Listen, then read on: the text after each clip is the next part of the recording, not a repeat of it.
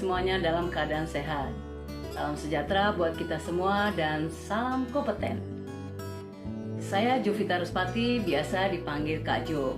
Saya berasal dari LSK Senam. Untuk kesempatan kali ini, saya akan membahas mengenai penyelenggara uji kompetensi oleh LSK. Mari kita mulai. Ya, menurut Undang-Undang Nomor 20 Tahun 2003 tentang Sistem Pendidikan Nasional, Peraturan Pemerintah Nomor 19 Tahun 2005, Keputusan Menteri Pendidikan dan Kebudayaan Nomor 0151/U Tahun 1977 mengamanatkan pelaksanaan uji kompetensi dan pemberian sertifikat kompetensi dilaksanakan oleh satuan pendidikan yang terakreditasi atau lembaga sertifikasi. Oleh karena itu, ujian nasional khusus pendidikan non-formal yang dilaksanakan oleh pemerintah sejak tahun 1977 berdasarkan Keputusan Menteri Pendidikan dan Kebudayaan Nomor 0151/U Tahun 1977 tidak sesuai lagi dengan undang-undang dan peraturan tersebut dan akan digantikan dengan uji kompetensi.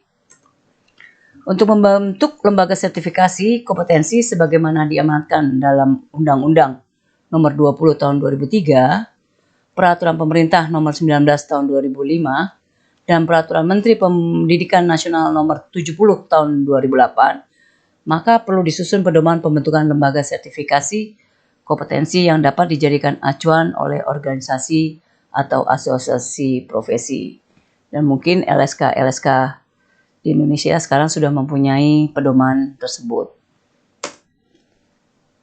Sebagai intermezzo atau sedikit informasi ya, bahwa tingkat kebugaran masyarakat di Indonesia menurut survei yang ada saat ini masih relatif sangat rendah.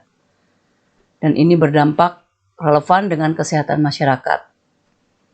Karena itu pemerintah dalam hal ini Kemenpora mengajak masyarakat untuk melaksanakan gerakan Ayo Olahraga sebagai implementasi dari Instruksi Presiden Nomor 1 Tahun 2017 tentang Gerakan Masyarakat Hidup Sehat atau sekarang lebih terkenal dengan istilah Germas. Gerakan Ayo Olahraga ini adalah suatu usaha untuk menumbuhkan budaya berolahraga di dalam masyarakat Indonesia, di mana olahraga harus menjadi kebutuhan dan gaya hidup. Semoga dengan gerakan Ayo Olahraga ini, setidaknya kita dapat membantu meningkatkan kebugaran masyarakat di Indonesia. Nah, sekarang kita juga sering mendengar slogan memasyarakatkan olahraga dan mengolahragakan masyarakat. Di mana untuk memenuhi keinginan masyarakat dan juga dapat diikuti oleh seluruh masyarakat, maka olahraga yang dipilih harus bersifat mudah, murah, menarik, massal, dan bermanfaat. Berarti 5M prinsipnya. Oleh sebab itu, senam aerobik adalah pilihan yang paling populer di seluruh kalangan dan lapisan masyarakat untuk mau berolahraga. Namun, dengan semakin banyaknya orang melakukan senam aerobik, maka timbul persoalan baru, di mana banyak masyarakat tidak mendapatkan informasi yang tepat dalam melakukan olahraga tersebut, sehingga masih banyak yang sering melakukan gerakan yang salah, dan juga tidak mengindahkan takaran dalam berolahraga. Berapa kali mereka harus berlatih, berapa jam mereka harus dalam setiap latihan, berapa jam dia harus melakukannya, lalu kemudian berapa intensitas yang harus dikejarnya, dan itu mereka sebenarnya harus tahu itu. Maka apabila hal-hal itu tidak mereka ketahui, maka akan menimbulkan efek yang kurang baik bagi kesehatannya. Oleh sebab itu, perlulah kita mencapai atau mencari instruktur senam aerobik yang dapat meminimalisir kemungkinan terjadinya hal-hal yang tidak diinginkan. Karena semakin banyak instruktur yang berkompeten, maka masyarakat akan benar-benar bisa melakukan olahraga dengan baik dan benar, juga tepat. Nah, disinilah pentingnya mensosialisasikan uji kompetensi bagi para instruktur di seluruh Indonesia, agar kebutuhan masyarakat dalam melakukan gerakan senam lebih baik dan tepat dapat terwujud. Untuk itu, LSK menjadi sangat penting dalam menghasilkan instruktur-instruktur yang berkompeten. Nah, apakah LSK itu? LSK adalah suatu lembaga penyelenggara uji kompetensi yang dibentuk oleh organisasi atau asosiasi profesi yang diakui oleh pemerintah. Dalam hal ini, LSK Senam juga dibentuk oleh Asosiasi Senam Kebugaran Indonesia atau ASKI yang juga telah diakui oleh pemerintah. Dan dikelola secara mandiri untuk melaksanakan uji dan sertifikasi kompetensi bagi peserta didik kursus dan satuan pendidikan non-formal lainnya, serta warga masyarakat yang belajar mandiri. Nah, apakah tujuan dari pembentukan LSK ini? Pembentukan LSK ini bertujuan untuk memfasilitasi pelaksanaan uji kompetensi bagi peserta didik dan pelatihan dari satuan pendidikan non-formal atau warga masyarakat yang belajar mandiri berdasarkan standar kompetensi yang ditetapkan. Jadi tugas LSK memberikan uji kompetensi, salah satunya. Nah, apakah tujuan dan target dari LSK? Tujuan utama pembentukan LSK adalah ini dia, seperti yang saya katakan tadi, yaitu memfasilitasi pelaksanaan uji kompetensi bagi peserta didik kursus dan pelatihan dari satuan pendidikan non-formal atau warga masyarakat yang belajar mandiri berdasarkan standar kompetensi yang ditetapkan. Pada waktu itu, pemerintah menargetkan pembentukan 36 LSK hingga tahun 2014. Kelihatannya untuk 2020 sudah tercapai, mungkin sekarang sudah lebih dari itu dan mungkin lebih banyak lagi. LSK tersebut harus diakui oleh Menteri Pendidikan dan Kebudayaan atau pejabat yang ditunjuk. Nah, setiap LSK mempunyai cara atau mekanisme uji kompetensi. Demikian juga di LSKSI,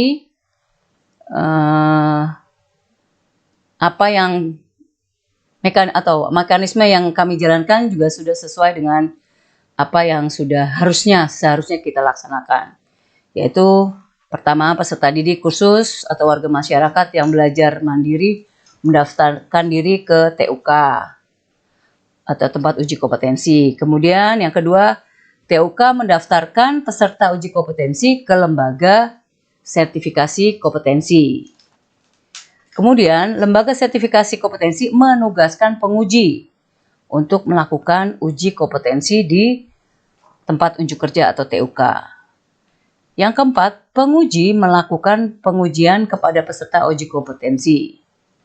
Kemudian yang kelima, hasil ujian dinilai oleh penguji berdasarkan acuan penilaian uji kompetensi masing-masing bidang keahlian. Dalam hal ini, LSK Senam ya, penilaian berdasarkan uji kompetensi untuk bidang senam. Hasil penilaian penguji dikirimkan ke lembaga sertifikasi kompetensi sebagai bahan pertimbangan untuk kelulusan peserta uji kompetensi. Kemudian yang keenam, lembaga sertifikasi kompetensi atau LSK mengumumkan penetapan kelulusan peserta uji kompetensi. Penetapan kelulusan itu dikirimkan ke TUK dengan tembusan ke Direktorat Pembinaan Kursus dan Kelembagaan. Lembaga sertifikasi kompetensi meminta belangko sertifikat uji kompetensi kepada Direktorat Pembinaan Kursus dan Kelembagaan berdasarkan pengumuman penetapan kelulusan peserta uji kompetensi. Kemudian, lembaga sertifikat kompetensi atau LSK melakukan penulisan sertifikat. Maksudnya sertifikat kompetensi dan ditandatangani oleh Ketua Lembaga Sertifikasi Kompetensi dan hasil penilaian atau transkrip UJK ditandatangani oleh Ketua Bidang Pengujian dan Sertifikasi. Kemudian yang kedelapan, Lembaga sertifikasi kompetensi menyerahkan sertifikat kompetensi kepada peserta uji kompetensi yang dinyatakan lulus uji kompetensi melalui TUK.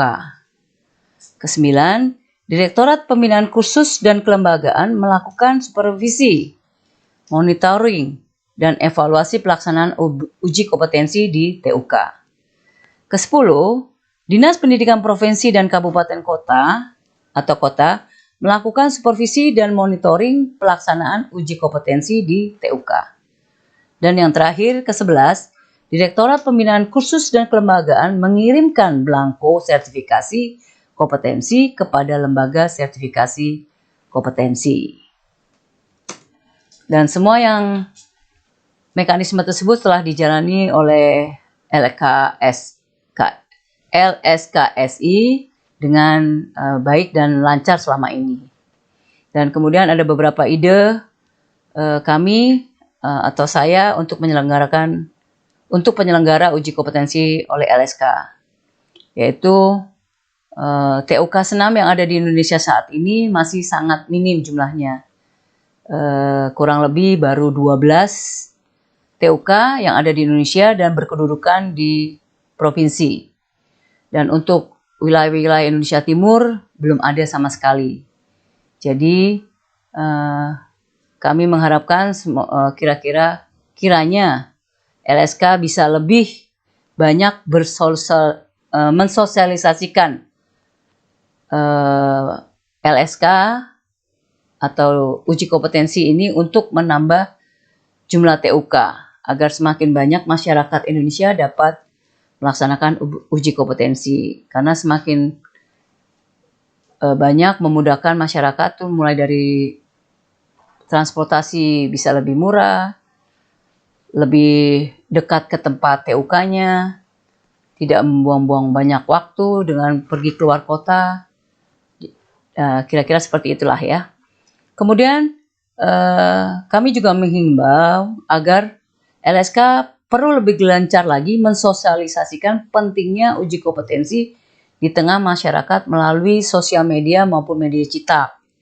Jadi selama ini mungkin sudah, tapi mungkin harus lebih gencar lagi supaya semakin banyak orang yang paham pentingnya uji kompetensi tersebut. Kemudian kiranya LSK juga bisa bekerja sama dengan pemutus kebijakan di instansi-instansi maupun perusahaan-perusahaan dalam merekrut tenaga instruktur senam agar setiap tenaga kerja atau instruktur yang mendaftarkan ke kantor-kantor harus memiliki sertifikat kompetensi, dan itu supaya bisa sebagai persyaratan mutlak penerimaan tenaga kerja instruktur. Kemudian yang terakhir, saya juga berharap agar pemerintah terus bisa mengawal perjalanan LSK, sehingga pengguna jasa LSK lebih merasa yakin bahwa LSK memang sangat diperlukan dan LSK selalu menjalankan amanah undang-undang. Jadi kiranya ini menjadi perhatian dari pemerintah untuk sama-sama membantu LSK dalam mengembangkan uji kompetensi ini. Sebagai penutup, terbentuknya lembaga sertifikasi kompetensi yang mandiri, kuat dan berwibawa sangat diperlukan dalam pelaksanaan uji kompetensi dan sertifikasi agar memberikan pencitraan positif kepada penyelenggara kursus dan pelatihan satuan pendidikan non-formal lainnya serta para pemangku kepentingan.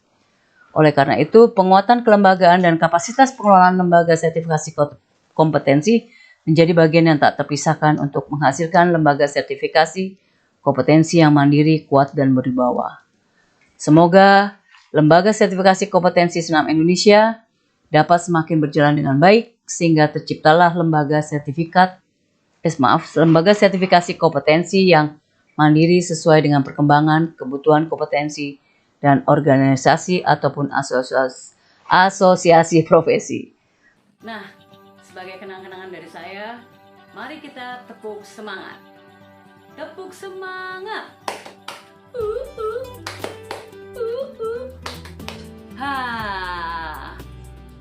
terima kasih semuanya. Semoga apa yang saya sampaikan bermanfaat dan salam kompeten.